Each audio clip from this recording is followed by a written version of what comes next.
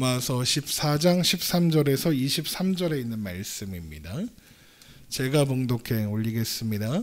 그런즉 우리는 우리가 다시는 서로 비판하지 말고 도리어 부딪힐 것이나 거칠 것을 형제 앞에 두지 아니하도록 주의하라. 내가 주 예수 안에서 알고 확신하노니 무엇이든지 스스로 속된 것이 없으되 다만 속되게 여기는 그 사람에게는 속되니라. 만일 음식으로 말미암아 내 형제가 근심하게 되면 이는 내가 사랑으로 행하지 아니함이라. 그리스도께서 대신하여 죽으신 형제를 내 음식으로 망하게 하지 말라. 그러므로 너희의 선한 것이 비방을 받지 않게 하라. 하나님의 나라는 먹는 것과 마시는 것이 아니요 오직 성령 안에 있는 의와 평강과 희락이라. 이로써 그리스도를 섬기는 자는 하나님을 기쁘시게 하며 사람에게도 칭찬을 받느니라.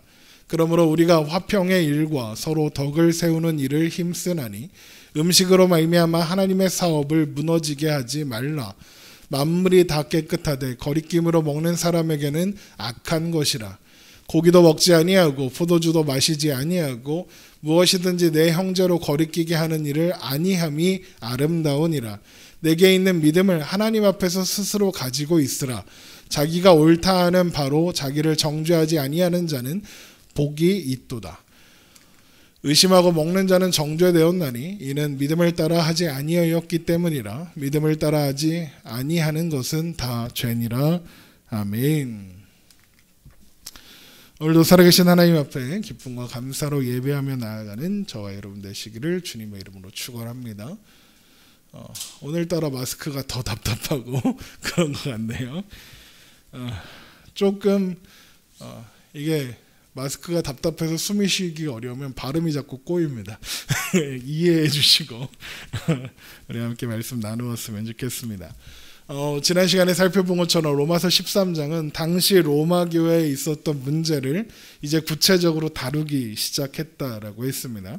그리고 그 문제가 뭐냐? 먹는 것, 또 안식일 같은 절기를 어떤 날짜를 지키는 문제를 놓고 의견이 다른 두 그룹이, 그러니까 유대인 출신 신자들과 이방인 출신 신자들이 서로 대립하고 분열하고 있는 그런 상황이었다라고 했습니다.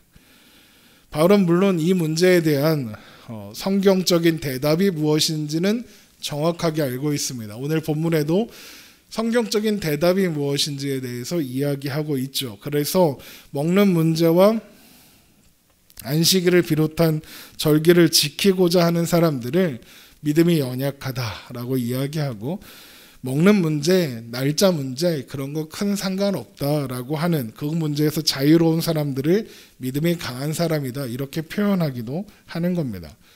그런데 바울에게 있어 중요한 것은 옳고 그른 것을 따지는 게 아니라는 겁니다. 더 중요한 게 있다는 거죠. 그게 뭐냐?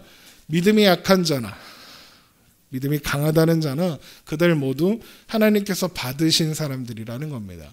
하나님께서 택하시고 부르셔서 믿음을 주시고 그 믿음으로 말미암아 의롭다 하시고 또한 영화롭게 하신 하나님의 자녀라는 거죠. 그래서 로마서 14장 3절에 이렇게 말했습니다. 먹는 자는 먹지 않는 자를 업신 여기지 말고 먹지 않는 자는 먹는 자를 비판하지 말라. 이는 하나님이 그를 받으셨습니다. 하나님께서 받으신 사람을 그 누가 감히 배척하고 비판할 수 있겠느냐, 이런 이야기입니다. 그럴 권한이 있는 사람은 아무도 없습니다. 예수님께서 십자가에 죽으심으로써 그들의 주님이 되어주셨습니다. 예수님께서 우리의 주님이 되어주셨습니다. 우리 모두 다 하나님 안에 속한 그런 사람들인 거죠. 그래서 로마서 14장 9절에 이를 위하여 그리스도께서 죽었다가 다시 살아나셨으니 곧 죽은 자와 산 자의 주가 되려 하심이라 라고 했습니다. 또한 그래서 예수 그리스도를 주님으로 고백하는 모든 사람들은 하나가 되었습니다. 모두가 예수 그리스도와 연합한 사람들이기 때문이죠. 예수 그리스도 안에서 한 몸이 되어 한 지체가 되었습니다. 로마서 12장 5절에 이와 같이 우리 많은 사람이 그리스도 안에서 한 몸이 되어 서로 지체가 되었느니라 라고 했습니다. 그렇기 때문에 예수 그리스도 안에서 한 몸이 된 형제들끼리 생각이 다르다는 이유로 서로를 비판하고 괴롭힌다면 그것은 마치 팔이랑 다리랑 싸우고 팔이랑 귀랑 싸우는, 그래서 몸에 있는 각 지체들이 서로 쓸모없다, 틀렸다 이렇게 싸우는 형국과 마찬가지일 겁니다. 그러나 우리가 잘 알고 있는 것처럼 우리 몸에서 쓸모없는 지체는 없습니다.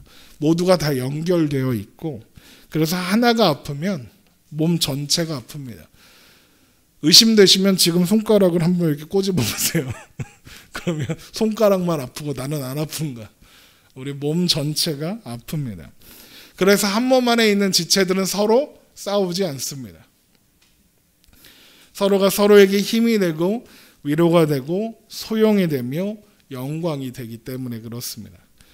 그래서 바울은 이런 말을 하는 거예요. 고린도전서 12장 14절입니다. 몸은 한 지체뿐 아니요 여럿이니 만일 발이 이르되 나는 손이 아니니 몸에 붙지 아니하였도다 할지라도 이로써 몸에 붙지 아니한 것이 아니요, 또 귀가 이르되 나는 눈이 아니니 몸에 붙지 아니하였다 할지라도 이로써 몸에 붙지 아니한 것이 아니니, 만일 온몸이 눈이면 듣는 곳은 어디며 온몸이 듣는 곳이면 냄새 맡는 곳은 어디냐. 그러나 이제 하나님이 그 원하시는 대로 지체를 각각 몸에 두셨으니 만일 다 한 지체뿐이면 몸은 어디냐. 이제 지체는 마무나 몸은 하나라. 눈이 손들어 내가 너를 쓸 데가 없다 하거나 또한 머리가 발더러 내가 너를 쓸 데가 없다 하지 못하리라. 그뿐 아니라 더 약하게 보이는 몸의 지체가 도리어 요긴하고 우리가 몸에 덜 귀히 여기는 그것들을 더욱 귀한 것들로 입혀주며 우리의 아름답지 못한 지체는 더욱 아름다운 것을 얻느니라. 그런즉 우리의 아름다운 지체는 그럴 필요가 없느니라. 오직 하나님이 몸을 고르게 하여 부족한 지체에게 귀중함을 더하사 몸 가운데에서 분쟁이 없고 오직 여러 지체가 서로 같이 돌보게 하셨느니라. 만일 한 지체가 고통을 받으면 모든 지체가 함께 고통을 받고 한 지체가 영광을 얻으면 모든 지체가 함께 즐거워하느니라. 너희는 그리스도의 몸이요 지체의 각 부분이라. 아멘. 그러니까 바울은 지금 이 얘기를 계속 하고 있는 거예요. 우리가 다 그리스도 안에서 그리스도와 연합함으로 모두가 다 한 몸이 되었으므로, 그리고 그 안에서 각 지체들이므로 우리 모두는 서로 사랑하며 화평을 이루어야 한다. 그 이야기를 하고 있는 것이죠. 어떤 그릇을 바다에 이렇게 던졌다고 쳐봅시다. 그럼 어떻게 되죠? 그 그릇에 바닷물이 가득 차게 될 겁니다. 마치 그 그릇이 바다와 하나가 되는 것처럼 보이겠죠. 그래서 그 그릇 안에 바닷물을 가득 담게 될 겁니다. 그런 것처럼 하나님께서 우리를 하나님의 사랑으로 예수 그리스도라는 바다에 던져버린 겁니다. 예수님께서 우리를 그 넓은 바다와 같은 품으로 우리를 품어 안으신 거예요. 그래서 우리는 예수 안에 던져진 작은 그릇들인 거죠.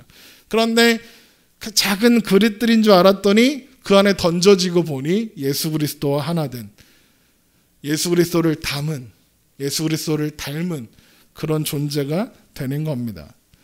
그래서 신자들은 진리가 아닌 것으로 서로를 비판하거나 부딪힐 것을 또 거짓일 것을 형제 앞에 두어서 시험해서는 안 되는 겁니다. 로마서 14장 13절입니다. 오늘 본문이죠. 그런즉 우리가 다시는 서로 비판하지 말고 도리어 부딪힐 것이나 거칠 것을 형제 앞에 두지 아니하도록 주의하라. 여기에서 부딪힐 것, 거칠 것이라는 건 믿음이 연약한 자에게 이제 로마 교회의 상황을 하자면 모세의 율법이 금하는 음식을 속여서 먹게 하거나 먹을 것을 강요하거나 이런 건 당연한 거고, 그냥 별 생각 없이 무심코 특별한 의미 없이 그냥 한 어떤 행동 때문에 믿음이 연약한 사람들이 상처를 받게 되는 그런 상황까지 포함하는 겁니다. 물론 주님은 속된 것은 없다 하셨습니다. 그리고 바울은 그것을 알고 있고 확신하고 있죠. 언제 주님이 속된 것이 없다 하셨느냐라고 물으실 수도 있죠. 언제 하셨느냐? 사도행전 10장에서 하셨습니다. 하나님께서 이방인인 고넬료에게 욥바에 있는 베드로를 청하여 구원받을 말씀, 그러니까 복음을 들어라 하시는 일이 있었습니다. 사도행전 10장 3절입니다. 하루는 제9시쯤 되어 환상 중에 밝히 봄에 하나님의 사자가 들어와 이르되 고넬료야 하니 고넬료가 주목하여 보고 두려워 이르되 주여 무슨 일이니까 천사가 이르되 내 기도와 구제가 하나님 앞에 상달되어 기억하신 바 되었으니 내가 지금 사람들을 요빠에 보내어 베드로라 하는 시몬을 청하라. 그는 무도장이 시몬의 집에 유숙하니 그 집은 해변에 있다 하더라. 그래서 고넬료가 베드로를 청하기 위해서 사람들을 베드로가 있는 곳으로 보내게 됩니다. 요빠에 있는 무도장이 시몬의 집으로 보내게 되죠. 그렇게 베드로를 청하기 위해서 베드로를 만나려고 오는 사람들이 요빠 근처에 이르렀을 때 베드로는 뭐 하고 있었느냐? 기도하러 지붕 밑에, 우리로 말하면 다락방 같은 곳에 올라가 있었습니다. 바로 그때 베드로는 환상 가운데 부정한 짐승들이 담긴 그릇들이 이렇게 보자기에 덮여서 내려오는 것을 보았습니다. 그리고 들려오는 음성을 들었죠. 어떤 음성이 들려왔느냐? 먹어라 이랬습니다. 사도행전 10장 9절입니다. 이튿날 그들이 길을 가다가 그 성에 가까이 갔을 그때에 베드로가 기도하려고 지붕에 올라가니 그 시각은 제6시더라. 그가 시장하여 먹고자 하매 사람들이 준비할 때에 황홀한 중에 하늘이 열리며 한 그릇이 내려오는 것을 보니 큰 보자기 같고 내 귀를 메어 땅에 들이웠더라. 그 안에는 땅에 있는 각종 네 발 가진 짐승과 기는 것과 공중에 나는 것들이 있더라.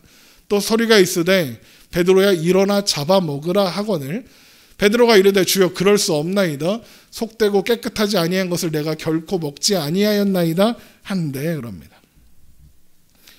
베드로는 주님이 먹으라 하시는데 완강하게 거부하는 겁니다. 부정한 짐승입니다. 그랬더니 주님께서 뭐라고 하시느냐? 사도행전 10장 15절 또 두 번째 소리가 있으되 하나님께서 깨끗하게 하신 것을 내가 속되다 하지 말라 하더라. 하나님께서 깨끗하다 하신 것을 내가 속되다 하지 말라고 하십니다. 그러니까 하나님께서 이제 더 이상 속된 것은 없다 하신다. 그러니까 먹어도 된다. 이런 의미입니다. 그런데 베드로가 제대로 못 알아먹었는지 계속 먹지 않겠다고 그렇게 그랬는지 주님이 이것을 3번이나 반복해서 보여주십니다. 사도행전 10장 16절입니다. 이런 일이 3번 있은 후에 그러니까 베드로도 멍청합니다. 지가 뭔데? 예수님이 먹으라 하는데 그럼 먹으면 되지. 절대 못 먹는다고 3번이나 거절을 하더니 그 일이 있은 후에 올라간 겁니다. 그리고 바로 그때 고넬료가 보낸 사람들이 베드로를 찾았습니다. 그러자 베드로는 비로소 주님께서 보여주신 환상과 말씀하신 것의 의미가 무엇인지 이제야 깨닫고 이방 사람인 고넬료의 집으로 갑니다. 그리고 고넬료와 그의 집에 있었던 이방인들에게 복음을 전하고 성령님께서 그들에게 임하시는 것을 보게 됩니다. 그래서 이 일이 단순히 사람의 어떤 생각으로 된 일이 아니라 하나님의 뜻이라는 것이 확증되는 것을 직접 보게 되죠. 이것이 주님께서 이제 더 이상 속된 것은 없다 하셨다라고 하신 그 사건입니다. 바울도 베드로를 통해서 이것을 잘 알고 있었을 것이고 그래서 사도행전 15장에 예루살렘 교회에 있었던 할례와 모세 율법 지키는 문제로 인한 논쟁, 이걸 첫 번째 예루살렘 공의회라고 하는데 예수님의 제자들이 모여서 예수님의 가르침을 정리한 그런 것을 공의회라고 하거든요. 그래서 우리가 공회가 서로 교통하는 것과 이런 이야기 하잖아요. 그러니까 그런 회의에서 할례를 비롯한 모세 율법을 지키는 건 더 이상 유효하지 않다. 이방인들에게 그걸 강요할 필요가 없다라는 결정을 내리는데 바울이 강력하게 주장을 했고 그래서 베드로와 야고보 사도 베드로와 예수님의 동생 야고보가 변론을 하고 그것을 확증해서 이방인 신자들에게 할례를 비롯해서 먹는 걸로 강요하지 말자 이런 결론을 내리기도 합니다. 그러니까 바울의 입장에서는 먹는 것, 날짜 이런 게 전혀 거리낌이 되거나 그거를 먹는다고 해서 전혀 상처가 되지 않는 겁니다. 그러나 문제는 뭐냐? 그것을 속되다고 여기는 사람은 그게 속될 수 있다는 겁니다. 로마서 14장 14절 내가 주 예수 안에서 알고 확신하노니 무엇이든지 스스로 속된 것이 없으되 다만 속되게 여기는 그 사람에게는 속되니라. 우상의 제물 되었던 고기를 속되게 여기는 사람에게는 그 고기는 여전히 속되다는 거예요. 그러니까 이거는 오늘날의 술, 담배라고 생각하시면 돼요. 술, 담배 문제를 대입해서 생각하면 돼요. 어떤 사람에게는 술, 담배 하는 게 아무것도 아니에요. 그러니까 저는 술, 담배 하는 것을 어떤 신앙적 문제라고 전혀 생각하지 않아요. 저에게 거리낌이 되지 않아요. 그런데 내가 거리낌이 되지 않는다고 해서 내가 아무렇지도 않다고 해서 다른 사람도 그런 건 아니에요. 우리가 자꾸 있는 게 있는데 그게 뭐냐? 내가 괜찮으면 상대방도 괜찮을 거라고 생각하는 거예요. 하지만 내가 괜찮다고 다른 사람도 괜찮아야만 하는 건 아니죠. 어떤 사람에게는 술, 담배는 신앙적인 이유로 절대로 입에 댈 수 없는 그런 금기이기도 한 거예요.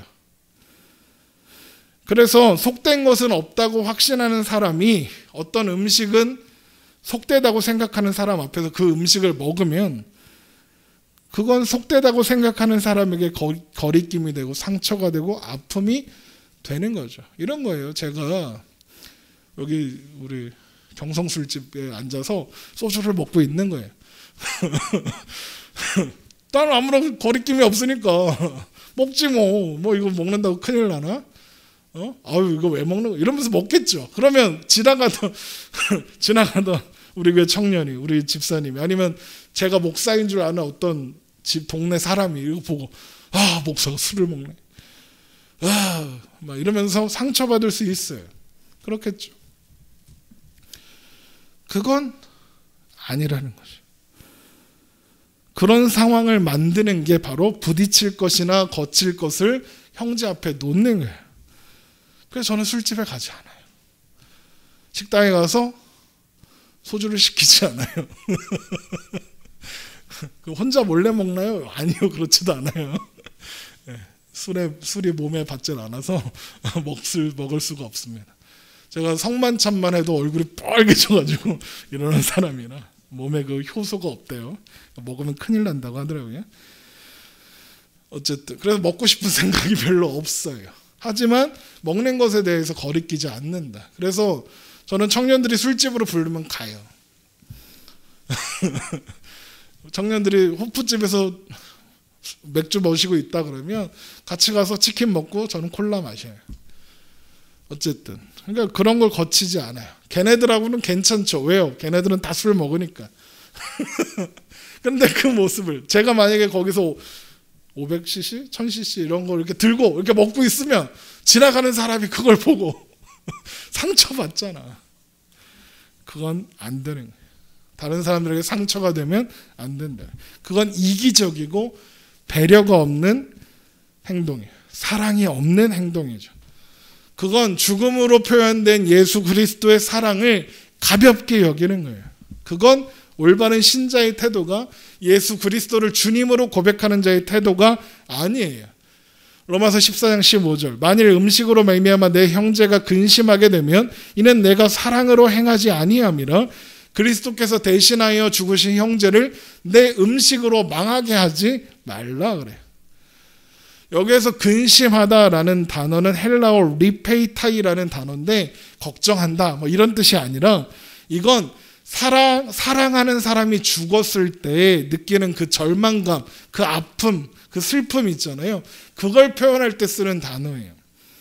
그러니까 믿음이 연약한 형제가 비록 그것이 본질적이고 진리에 대한 것이 아니더라도 여전히 그가 가지고 있는 어떤 확신을 버리고 타협하라는 강요를 받거나 또 다른 사람이 하는 그 행동을 보고 막 시험에 들고 할 때 느끼는 그 아픔이 그런 정도의 아픔이라는 거예요.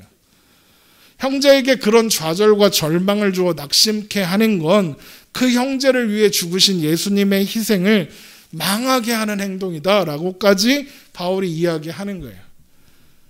물론 예수님의 죽으심은 망하지 않아요. 예수님의 죽으심이 실패할 수 없어요. 그런 일은 일어나지 않아요. 예수님의 피는 절대로 헛되이 흘러가지 않으니까요. 그래서 합력하여 선을 이루시는 하나님께서 낙심한 그의 영혼과 마음을 어루만지셔서 회복하게 해주실 거예요. 그러나 그렇다고 해서 하나님이 어차피 회복시켜 줄 건데 상처받아도 되지, 상처가 강하게 되는 거야, 강하게 키워야지, 이럴 필요는 없다는 거예요. 내가 친구를 실수를 한 대 쳤어. 친구의 상처가 났어. 약 바르니까 낫네? 그러니까 친구 때려도 되나요? 안 되잖아요. 말도 안 되죠. 영혼과 마음에 생기는 상처도 똑같은 거예요. 그 영혼은 하나님이 분명히 치유하시고 고치시겠지만 그 영혼에 그렇다고 상처를 마음대로 내도 되는 건 아니에요. 그건 쉽게 회복되지 않는 상처와 아픔이 거기 남을 수 있어요. 어떻게 회복되더라도 그 과정에서 그가 당한 상처와 아픔은 믿지 않는 사람들에게, 또 믿는 사람들에게 또 다른 아픔이 되고 또 다른 상처가 돼요. 그래서 믿지 않는 사람들이 이렇게 보면서 아유 저게 교회 다니는 놈들이란다, 이런 소리를 하게 한다고요. 바울이 그 얘기하는 거예요. 그러므로 너희의 선한 것이 비방을 받지 않게 하라. 여기서 선한 건 착한 일 아니라 예수님 믿는 믿음을 이야기하는 거예요. 교회 안에서 일어난 다툼으로 인해서 오해와 상처와 아픔들이 신자들이 가진 믿음이 가짜라고 손가락질 받게 해요. 믿음의 공동체인 교회를, 사랑의 공동체여야 하는 교회를 의와 평강과 희락의 공동체가 아니라 권력 다툼이나 하고 맨날 싸우고 맨날 돈 갖고 싸우고 이런 고통스러운 공동체로 보게 만드는 거예요. 제가 아는 교회가 교회에서 싸움이 났어요. 두 파로 해서 이렇게 싸우는데 좀 더 많은 쪽의 편이 무슨 짓을 하냐면 교회 주차장에 철조망을 쳤어요. 그렇게 동그란 거 있잖아요. 이렇게 해갖고 밟으면 큰일 나는 거. 그런 걸 쳐놓고 못 들어오게 하는 거예요. 그리고 이제 자기들 편만 교회 온다 그러면 문 이렇게 열어주는. 그게 뭐 하는 짓이야? 그게 뭐 다른 사람 안 보이는 그런 데서 한 거냐? 아니에요. 온 동네 사람들이 다 그걸 보고 있는 거예요. 그 교회 새 신자가 가겠어요? 예수 안 믿는 사람이 그 교회에서 전도 나왔다 그러면 예수 믿겠어요? 웃기는 거죠. 사람들이 맨날 그럴 거예요. 저기 맨날 싸워. 교회는 신자된 자들의 모임이고 공동체잖아요. 그리고 신자된 모든 사람들은 예수 그리스도 안에서 하나님의 통치를 받는 존재, 그러니까 하나님 나라를 살아가는 존재들이죠. 그래서 교회는 하나님 나라를 보여줘야 하는 공동체이고, 교회는 모든 걸 하나님 나라를 기준해서 생각해야 하고 판단해야 되는 거죠. 하나님 나라가 어떤 곳인데요? 오직 성령 안에 있는 의와 평강과 희락이에요. 로마서 14장 17절 하나님 나라는 먹는 것과 마시는 것이 아니요 오직 성령 안에 있는 의와 평강과 희락이라. 이게 무슨 말이냐? 하나님 나라는 먹는 것 마시는 것, 그러니까 진리가 아닌 것으로 기준 삼는 나라가 아니라는 거예요. 하나님 나라는 오직 성령 안에서 의와 평강과 희락, 기쁨을 이루는 그런 나라라는 거예요. 그러면 교회도 먹고 마시는 것 같은 본질 아닌 것으로 좌지우지 되지 말고 의와 평강과 희락이 원천 되시는 성령님 안에서 살아야죠. 의와 평강과 희락을 이루는, 성령 안에서 의와 평강과 희락을 이루는 방법은 뭐예요? 그게 사랑하고 화평하는 거예요. 그게 그리스도를 섬기는 거고 하나님을 기쁘시게 하는 거며 또 사람들 앞에도 덕을 세우는 거죠. 로마서 14장 18절 이로써 그리스도를 섬기는 자는 하나님을 기쁘시게 하며 사람에게도 칭찬을 받느니라. 그래서 모든 신자들은 먹고 마시는 일로 다투는 대신 화평의 일과 서로 덕을 세우는 일에만 힘써야 하는 거예요. 오늘 설교 제목이죠. 그러므로 우리가 화평의 일과 서로 덕을 세우는 일을 힘쓰나니 이거예요. 그게 뭐예요? 사랑, 화평, 봐주는 거, 용납해 주는 거, 참아 주는 거, 다투지 않는 거, 사랑으로 다 이루는 거. 그거 해야죠. 물론 음식 자체는 아무 문제가 없죠. 문제는 음식을 가지고 서로 비방하고 업신여겨서 형제를 실족하게 하고 거리끼게 하는 거죠. 그건 하나님의 사업을, 그러니까 하나님께서 그 형제를 위해 행하시는 일을 무너뜨리는 일이나 마찬가지인 거예요. 로마서 14장 20절, 음식으로 말미암아 하나님의 사업을 무너지게 하지 말라. 만물이 다 깨끗하되 거리낌으로 먹는 사람에게는 악한 것이라. 앞에서도 말씀드렸지만 당연하게 하나님의 사업은 무너지지 않아요. 하나님의 사업은 무너질 수 없죠.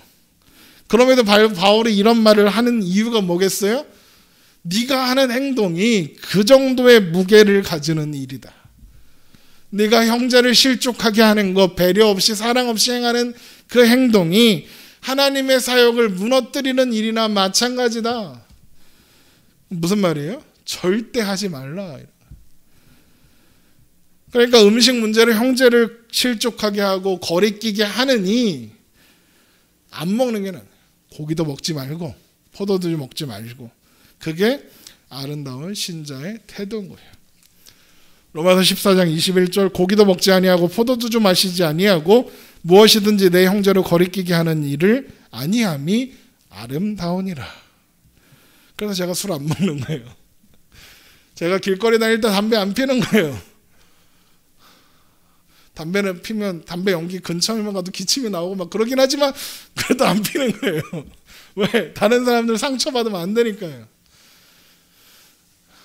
제가 그러면 얼마나 상처받는 사람이 있겠어요. 그럼 안 되는 거예요. 그러면 그걸 가지고 또 거리낌 없이 하는 그 사람을 내가 옳다고 생각하는 기준을 가지고 제가 막 정죄해. 그건 될까요? 야, 네가 이렇게 배려 없이 사랑 없이 담배 펴도 돼? 술 마셔도 돼? 네가 예수 믿는 게 맞아? 이렇게 하면 될까요? 안 될까요? 안 되죠. 로마서 14장 22절, 내게 있는 믿음을 하나님 앞에서 스스로 가지고 있으라.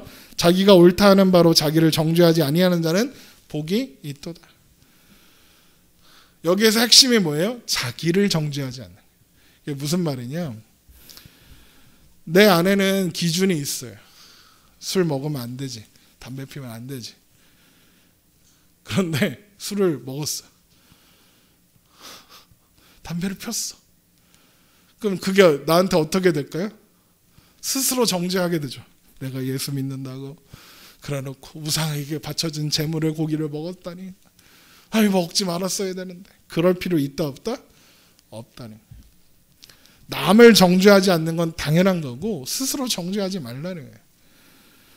먹는 것에 아무 거리낌이 없는 사람이라, 먹는 것을 구별해야 한다고 믿는 사람이라 모두가 자기가 옳다 여기는 것으로 하나님 앞에 서면 되지, 그걸 가지고 다른 사람을 비판하고 정죄하고 또 스스로를 정죄하고 그래서 혼자 상처받고 하는 짓을 하지 말라는 거예요.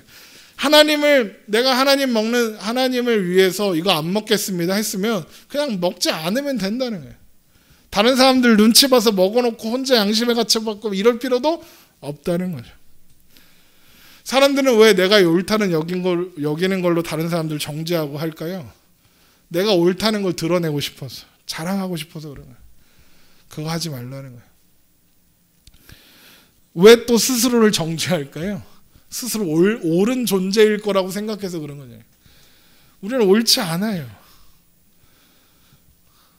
그저 본질이 아닌 문제에 대한 각자의 확신은 그저 하나님 앞에서 스스로 확인하고 지키려고 노력하면 돼요. 실패하면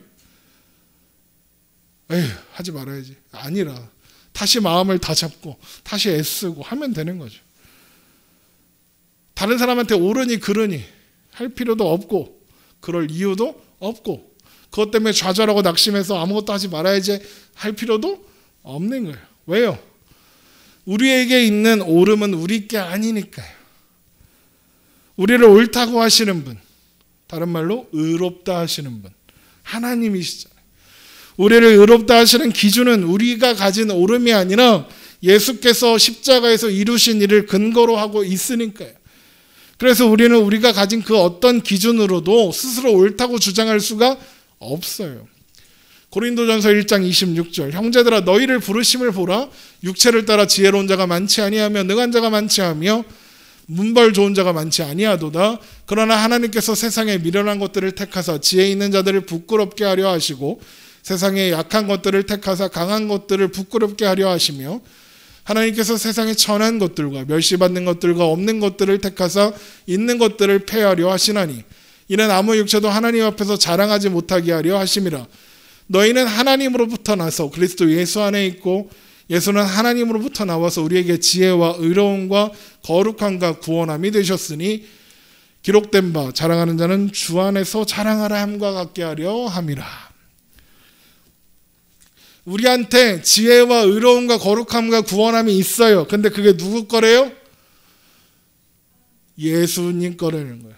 예수가 우리 하나님으로부터 오셔서 우리에게 지혜와 의로움과 거룩함과 구원함이 되어 주셨대요. 그래서 우리는 그 어떤 것으로 자랑할 수 없어요. 우리가 자랑할 수 있는 건 하나님의 하나님 되심밖에 없는 거죠. 그래서 우리는 그 어떤 것으로도 우리의 옳음을 근거로 다른 사람을 정죄하고 비방할 수는 없는 거예요. 왜? 애초에 우리에게 옳음 같은 건 없었으니까. 그래서 불편해하는 사람에게 그걸 강요할 필요도 없고 마음이 불편한데 압박과 강요에 못 이겨서 분위기에 휩쓸려서 굳이 억지로 확신할 수 없는 그런 행동을 할 필요도 없는 거예요. 로마서 14장 23절 의심하고 먹는 자는 정죄되었나니 누구한테? 스스로 정죄하는 거예요. 이거 먹으면 안 되는데 싶으면서도 눈치 보여서 먹었잖아. 그래서 혼자 정죄하는 거지. 이는 믿음을 따라하지 아니하였기 때문이라. 믿음을 따라하지 아니하는 것은 다 죄니라. 의심하고 먹는 자는 정죄되었고 다 죄다라는 말씀은 그렇게 하는 사람 잘못이야 이런 것을 말하는 것이라기보다는 그렇지 않아도 돼. 그러지 마. 왜 그래? 왜 그렇게 스스로 정죄하면서까지 그걸 하려고 해? 그럴 필요가 없어 라는 거예요. 왜 의심을 하는데 먹을까요? 왜 거리끼는 일을 억지로 할까요? 강요에 못 이기서 그럴 수도 있겠지만 대부분은 자존심 상해서 그럴 거예요. 그런 거예요. 야, 술 아무것도 아닌데 먹으시면 어때? 야, 이 목사 마셔. 그러면 그 말도 맞고 근데 막 이렇게 도발을 하잖아. 그럼 자존심이 상하잖아. 야, 난 술 아무것도 아니라고 생각해. 그러면서 막 그래놓고 또 다른 사람이 상처받아. 자존심 상. 그럴 필요 없다. 거리끼는 일을 억지로 하면서 힘들어하지 말아라. 중요한 건 먹고 마시는 게 아니라 하나님 안에서 의와 평강과 희락을 이루는 거다. 화평을 이루고 사랑을 이루는 거다. 그럼 목사님 그럼 이상한 막 신천지 가면 놔둬요? 아니요, 그러면 안 되죠. 진리에 대해서는 불편한 말이라도 해야죠. 사랑 안에서 온유함과 인내로 참된 걸 말해 주어야죠. 가르쳐 주어야죠. 디모데후서 2장 24절 주의 종은 마땅히 다투지 아니하고 모든 사람에 대하여 온유하며 가르치기를 잘하며 참으며. 목사들한테 하는 얘기예요. 목사들이 제일 하기 힘든 거예요. 모든 사람에 대하여 온유하며 가르치기를 잘하며 참으며. 거역하는 자를 온유함으로 훈계할지니. 거역하는데 온유함으로 훈계하래. 거역하는 게 그냥 목사님 말 뭐 안 들을래요 이 정도가 아니라 그냥 와서 이렇게 싸우자고 덤비는 거예요. 거역하는 자를 온유함으로 훈계하며. 저 얼마 전에 동네 사람이라며 제가 이제 전도할 때 만났던 사람인데 연락이 왔어요. 만나고 싶대. 상담할 게 있대. 아들을 내가 아는 애야. 경일고 졸업한 친구들을. 그래서 아들 문제로 상담한다고 오라고 그랬지. 근데 약간 찜찜했어요. 왜? 옛날에 그 아줌마가 저한테 이렇게 전단지 같은 걸 줬는데 신천지 전단지였거든. 그래서 약간 찜찜했어. 그래서 이제 생각했죠. 혼자 오면 진짜 상담하러 온 거고 둘이 오면 신천지로 온 거다. 그런데 두 명이 왔어. 진짜 이렇게 그러니까 처음부터 무슨 얘기할지 뻔히 보이는데 이렇게 듣고 있었죠.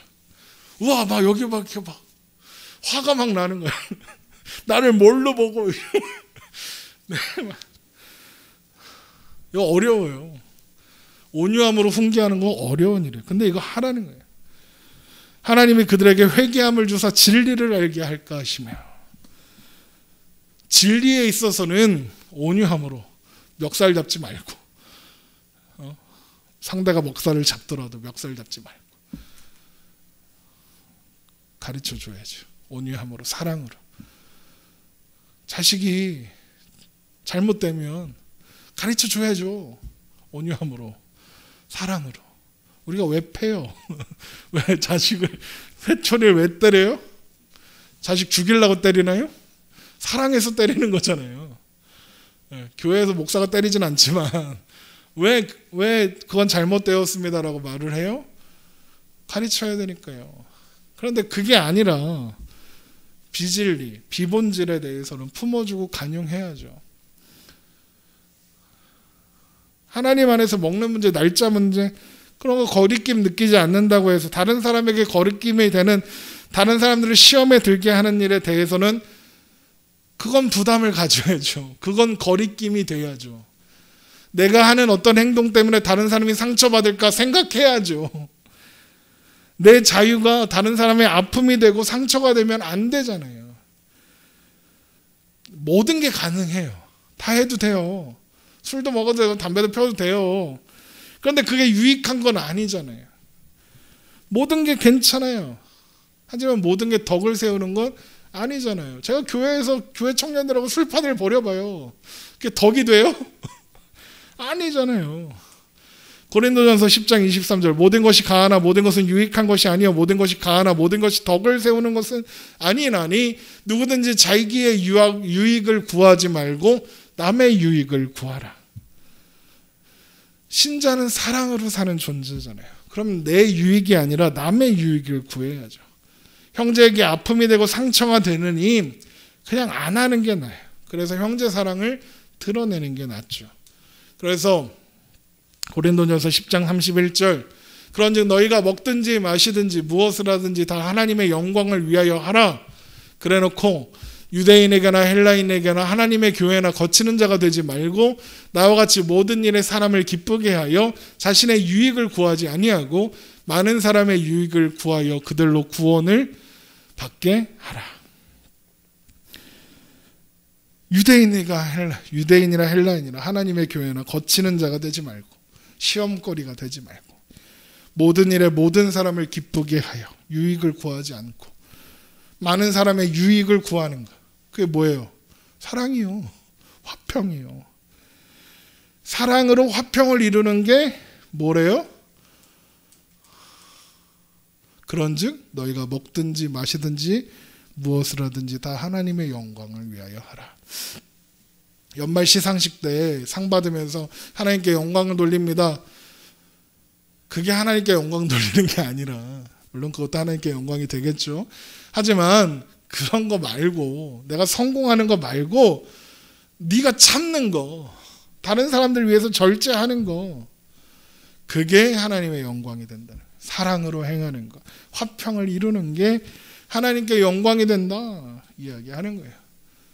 여러분, 말로 나의 옳음을 드러내는 건 쉬워요. 연약한 자를 품어주는 건 어려워요. 그런데 하나님께서 그 누구보다 연약하고 자격 없었던 우리를 품어주셨잖아요.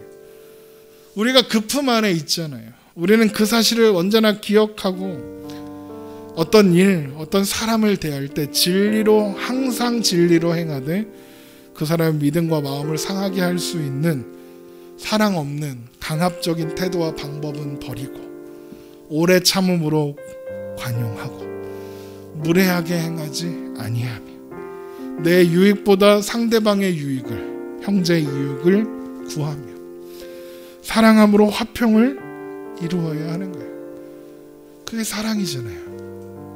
고린도전서 13장 4절, 사랑은 오래 참고 사랑은 온유하며 시기하지 아니하며 사랑은 자랑하지 아니하며 교만하지 아니하며 무례히 행하지 아니하며 자기의 유익을 구하지 아니하며 성내지 아니하며 악한 것을 생각하지 아니하며 불의를 기뻐하지 아니하며 진리와 함께 기뻐하고 모든 것을 참으며 모든 것을 믿으며 모든 것을 바라며 모든 것을 견디느니라. 우리가 하나님께 영광 돌리는 건 뭐 거창한 대단한 일을 하는 게 아니라 참아보는 거예요. 사랑해보는 거예요. 도무지 이해를 못하겠어. 왜 저러는 거야? 그런 생각이 들어도 참아보는 거예요.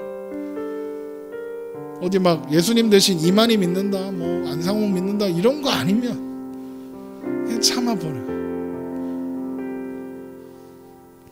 저 옛날에 어떤 분이 저한테 와서 막 뭐라고 성을 내면서 그러시는 거예요.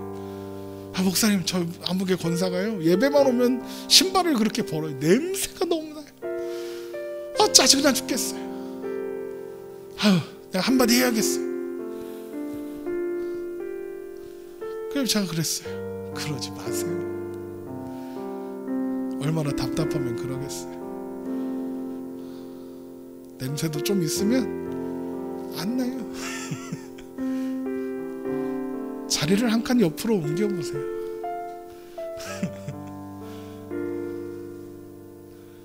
괜찮아요. 그랬더니 그분이 그러는 거예요. 속도 좋아. 난 승질나 죽겠는데. 냄새 나죠. 제가 옆에 앉을게요. 그분 옆에. 권사님은 다른 데 가서 앉으시면 그럼 되죠. 그랬더니 웃고 마시더라고요. 그렇게 하는 거예요. 다른 사람의 입냄새도 참아주는 거예요. 다른 사람의 발냄새도 참아주고. 술 먹는 걸 너무 좋아하는 사람과 신방할 때 나는 술 먹는 게 거리끼고 그렇더라도 신방하면 소주 한 병 시켜주는 거예요. 술은 따라줄 수 있으니까. 콜라에 마시고 콜라에 들고 짠 한번 해주고 그렇게 함께 덕을 세우라. 말하는 건 쉬워요. 하지만 품어주는 건 어려워요. 오늘 조금 그거 안 하면 지옥 가요 이 얘기 아니에요. 못할 수 있어요.